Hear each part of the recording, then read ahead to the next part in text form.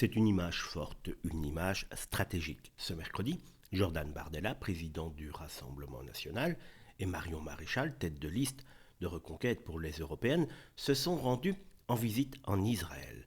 Une démarche hautement symbolique dans un moment où les tensions internationales, les fractures idéologiques et les accusations d'antisémitisme agitent la scène politique française.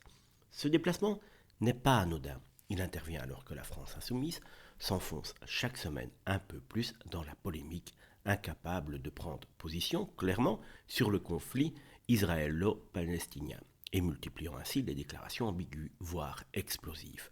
Entre Mathilde Panot, Daniel Obono ou encore les propos polémiques d'Adama Cissé, le parti de Jean-Luc Mélenchon est englué dans une spirale de scandales qui lui coûte cher dans l'opinion publique.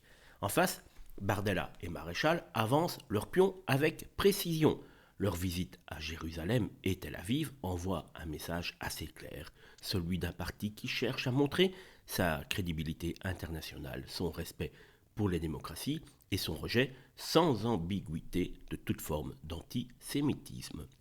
C'est un signal fort, autant pour les électeurs juifs que pour l'électorat patriote plus large. Le RN n'a plus rien à voir avec le FN. Ce déplacement pourrait bien marquer un tournant.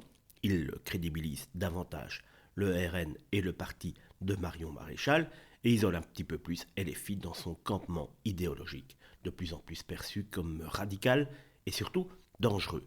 Alors, est-ce le coup de grâce pour LFI ? Pas encore, mais c'est un uppercut politique, un vrai. Et dans le contexte politique actuel, l'image de Bardella et de Marion Maréchal posant en terre israélienne pourrait bien peser lourd dans les urnes.